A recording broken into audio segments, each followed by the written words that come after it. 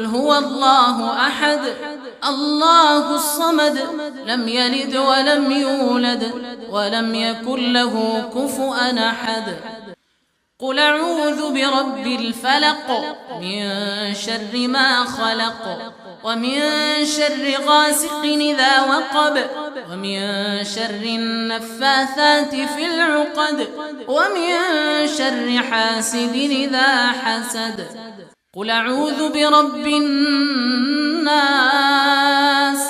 ملك الناس إله الناس من شر الوسواس الخناس الذي يوسوس في صدور الناس من الجنة